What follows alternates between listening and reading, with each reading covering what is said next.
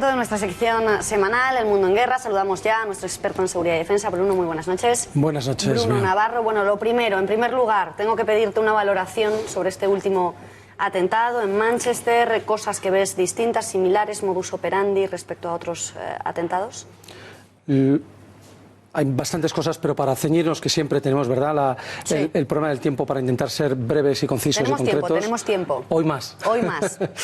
Yo lo que más destacaría de este trágico atentado es que parece ser un lobo solitario, o casi solitario. Se ha detenido a un posible compañero de terrorista suyo, pero parece ser un lobo solitario y, sin embargo, el ataque ha sido con explosivos. Y es importante decir explosivos. Generalmente los lobos solitarios suelen atacar con vehículos atropellando, con cuchillos, Entonces, con hemos disparos. vuelto al pasado, ¿no?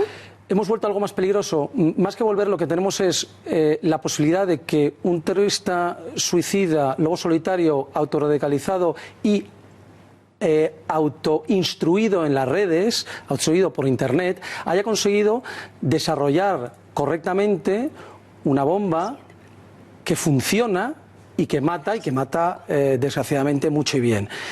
Esto no es normal, la mayoría de ellos fracasan, no llegan a ese punto. Entonces, esto sería lo más preocupante, porque si fuera una célula, que podría ser, todavía no sabemos, pero si fuera una célula que viene de Siria o que tiene entrenamiento allí, pues digamos que esto es algo normal, un Bataclan, etcétera. Pero en este caso, si lo que parece ser es bastante preocupante. ¿Y cómo están actuando, a tu juicio, Bruno, las autoridades británicas? Porque han empezado pues cortando mucho la información, no se atrevían nuevamente a calificar de atentado terrorista lo que a todas luces, bueno, pues era lo que era. Sí, la actuación en general yo diría que es buena. Han aprendido mucho desde el atentado de 2005. La información, a partir de que la han dado, ha sido correcta, las investigaciones han llevado bien, las detenciones, la búsqueda de pruebas. Yo creo que todo se ha hecho, el acceso de los servicios de emergencia, la activación de los protocolos, yo creo que se ha hecho bastante bien. Sí que es cierto que lo que podría ser criticable sería ese apagón informativo de 2-3 horas al principio, en el cual, hombre, yo comprendo que no se den determinadas informaciones porque no se tienen, no sabemos quién ha sido, pero podemos ya empezar a decir algo a la población. Pero esto es importante para la seguridad, provocar un apagón informativo de 3 horas, ¿o no puede provocar y generar más pánico el que no des información? Efectivamente. ¿Y esto qué se hace? ¿Para despistar a los terroristas o porque es un error? Es más bien miedo político. Es el miedo político de decir algo que luego te puedes estar equivocando. Si tú dices, no puedes decir ha sido un atentado yihadista, porque no sabes al principio si es atentado, ni siquiera si es yihadista.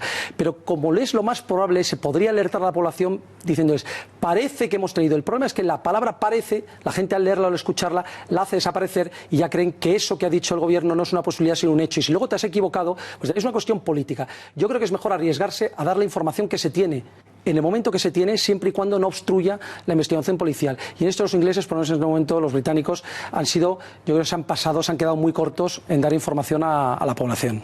Bruno, nos decías que los ingleses han aprendido muchísimo desde ese atentado de 2005, lo estábamos viendo en pantalla, 6º atentado en suelo británico yihadista.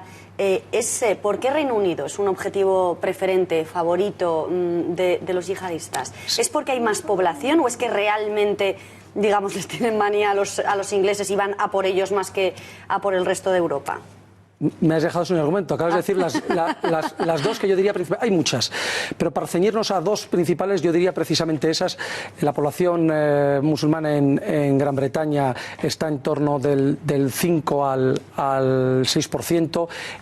Si hablamos de Inglaterra concretamente y quitamos Gales, Escocia e Irlanda del Norte, estaremos entre un 6 y un 7%. Se acerca bastante al 8-9% de Francia. Entonces, sin embargo, ha habido, similares, están ahí. En muertos tiene más Francia. Bataclan, más, en atentados Niza. Más Reino Unido. No, han tenido. Han tenido Niza, han tenido el tren, han tenido Bataclan, han tenido el... Sí, pero más recientemente, ¿no? Es como que se han concentrado en la última época más en Francia y Reino Unido llevan atentando desde el principio. Yo no sacaría conclusiones estadísticas en tan poco tiempo, en tan poco. Gran Bretaña no es un objetivo preferente, es uno de los preferentes junto con Francia. Y las razones yo las achaco... Que lo tienen más fácil, ¿no? efectivamente, lo tienen más fácil por el número de población musulmana y por los guetos que se han formado, lo tienen más fácil por el poder que han obtenido para autorradicalizarse y radicalizar las propias comunidades a ellos mismos, y lo tienen también más fácil porque, que era la segunda que tú apuntabas, sí, y es Gran Bretaña como socio preferente de Estados Unidos en la lucha contra el terrorismo es, después de Estados Unidos, el que más bombardea, antiguamente en Irak, en las anteriores guerras de Irak y Afganistán, y actualmente en Irak y Siria. Con lo cual, si el que más me está dando estopa, a él le voy a dar yo. Hablando en sí, lugar pálido. En resumen, en la manera que hablábamos. Sí. Bruno, tras el Brexit, el Reino Unido ha amenazado en reiteradas ocasiones con dejar de colaborar en materia de inteligencia conjuntamente con Europa si no se llega a una serie de acuerdos que sean favorables para su salida. ¿Qué supondría que agencias pues, como el MI6 dejasen de colaborar con el CNI en España y con el resto de agencias europeas? No, eso no va a ocurrir.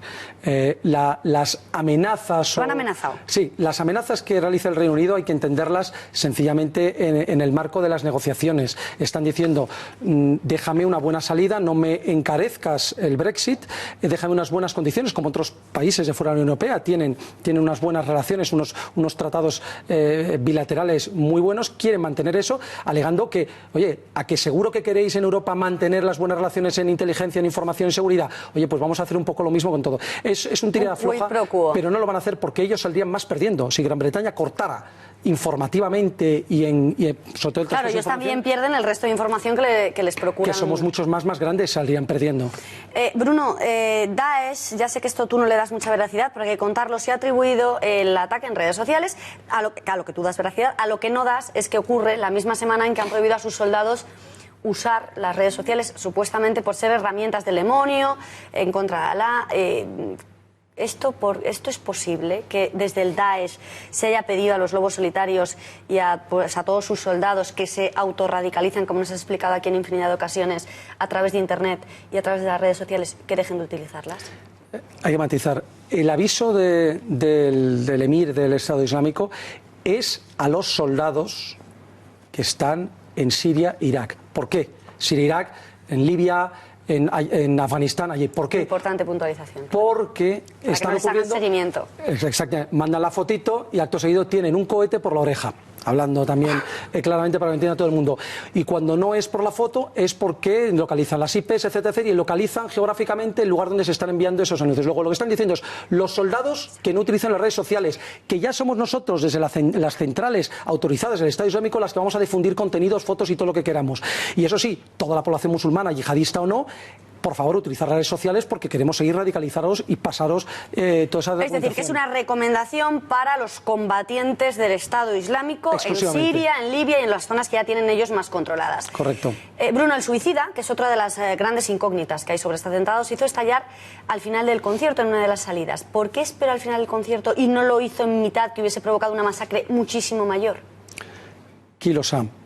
¿Qué sabemos que puede pasar? ¿Qué hipótesis podemos manejar? Hay una muy fácil y es pensar que los terroristas se han suicidado, son unos desalmados y unos salvajes y son absolutamente inhumanos, son peores que alimañas. Pero no es fácil apretar ese botón.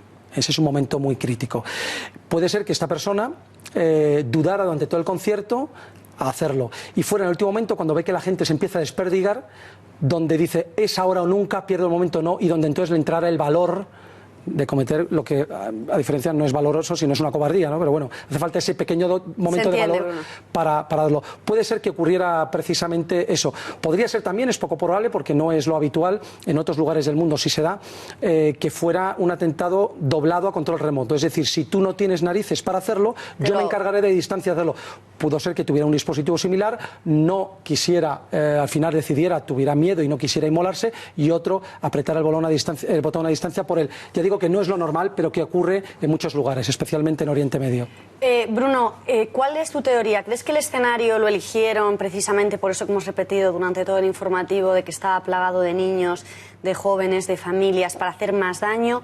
¿Crees que se debe a la cantante elegida, que es Ariana Grande, ídolo infantil muy conocida, pues por su defensa del feminismo radical, también por muchas de los postulados defendidos por el lobby LGTB. Se la ha visto en infinidad de ocasiones besándose con mujeres, algo que, como sabemos todos, pues el Islam condena radicalmente. ¿Crees que es más porque había niños o crees que es por el simbolismo de quién era la cantante? Me ha vuelto a dejar sin argumentos. No, efectivamente, lo más probable... Hay que pensar que hay cientos de conciertos en Manchester al cabo del año, y en un momento dado hay también una de las razones es simplemente la oportunidad, o que esa persona en ese momento... Pero es verdad que si empezamos a pensar en un planeamiento detallado del dónde, de en qué lugar, es evidente que las tres cosas que has dicho. Es americana. Y Estados Unidos es una cantante americana que viene a Gran Bretaña, y una cantante americana pues tiene más caché, más tirón de atentar en un concierto suyo que en un concierto de una británica.